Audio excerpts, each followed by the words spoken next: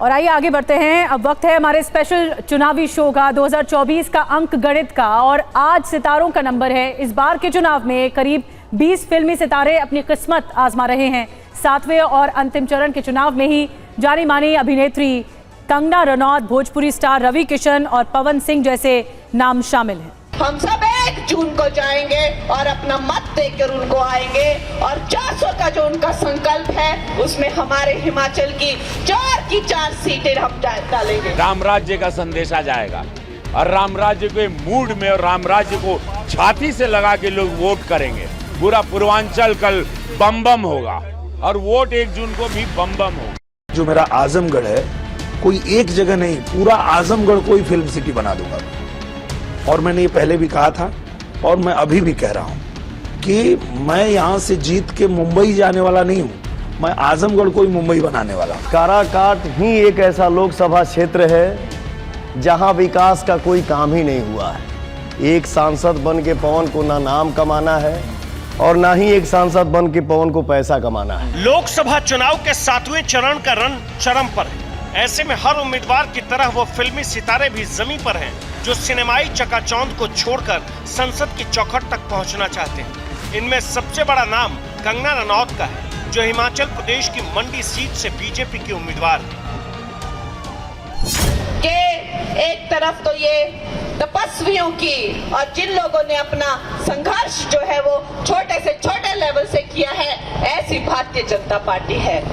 और दूसरी तरफ ये करप्ट और कुनीतियों वाले जो है इंडी गठबंधन है, जो आपस में लड़ मर रहे हैं कि मैं प्रधानमंत्री बनूंगा, मैं प्रधानमंत्री बनूंगा। हम सब 1 जून को जाएंगे और अपना मत देकर उनको आएंगे और 400 का जो उनका संकल्प है उसमें हमारे हिमाचल की 4 की 4 सीटें हम डालेंगे।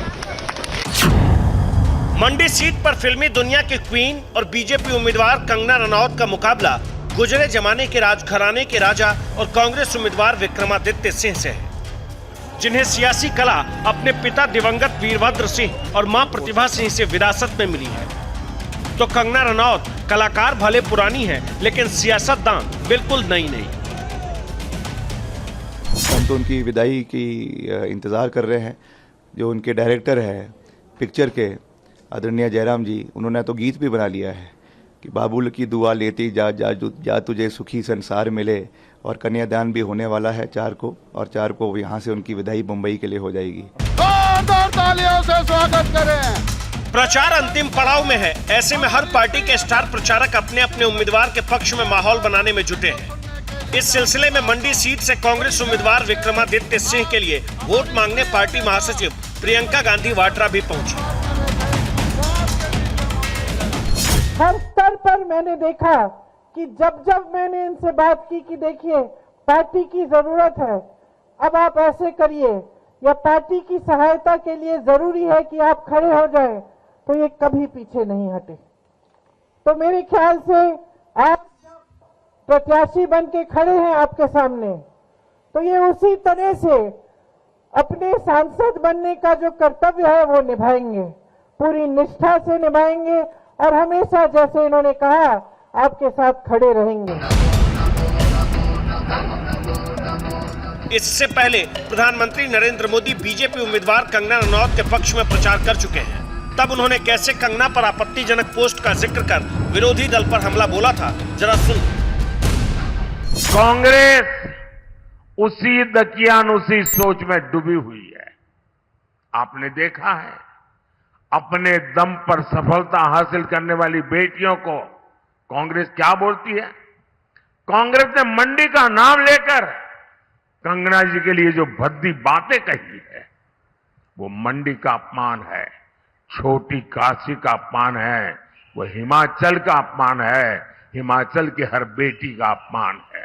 आज तक कांग्रेस के शाही परिवार ने इसके लिए माफी तक नहीं मांगी है। मंडी की बाजी कौन जीतेगा, ये तो 4 जून को पता चलेगा। लेकिन हिमाचल प्रदेश की सिर्फ 4 लोकसभा सीटों में से एक मंडी देश और दुनिया की सुर्खियों में है। कंगना रनौत के नाम 1-2 नहीं बल्कि 4-4 राष्ट्रीय फिल्म पुरस्कार हैं। उन्होंने पहले अपने बूते पर फिल्मी दुनिया में अपने लिए एक मुकाम बनाया और अब चुनावी मैदान में भी अपनी किस्मत आजमा रही हैं। लेकिन कंगना रनौत के लिए रास्ता इतना आसान नहीं है।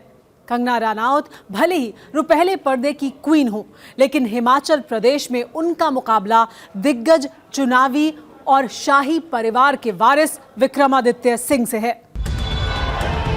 7वें चरण में ही उत्तर प्रदेश की गोरखपुर सीट पर मतदान है, जहां वैसे तो बीएसपी के जावेद सिमनानी समेत कुल 13 उम्मीदवारों में मुकाबला है, लेकिन मुख्य मुकाबला बीजेपी उम्मीदवार और भोजपुरी सिनेमा के सुपरस्टार रवि किशन और समाजवादी पार्टी की काजल निषाद में है, जो टीवी धारावाहिक लापतागंज से घर घर मशहूर है।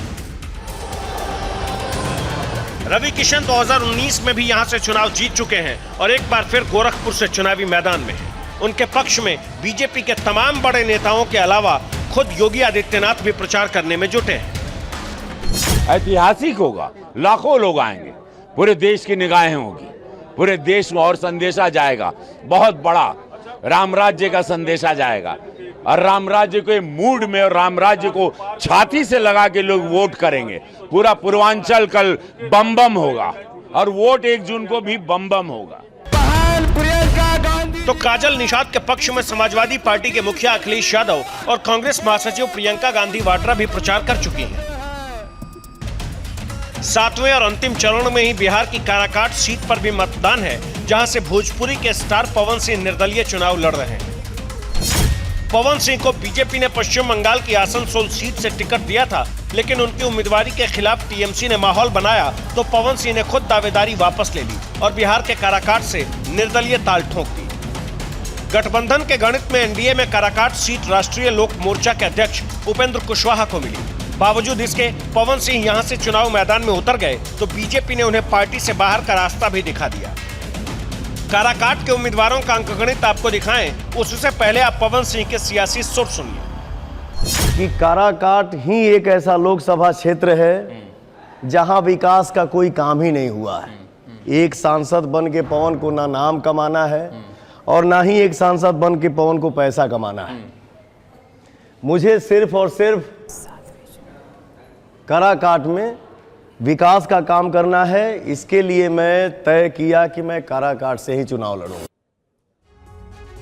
तो चुनावी मौसम है और चुनाव के 7वें चरण के तहत कई सितारों की किस्मत इस बार कैद होने वाली है 1 जून को।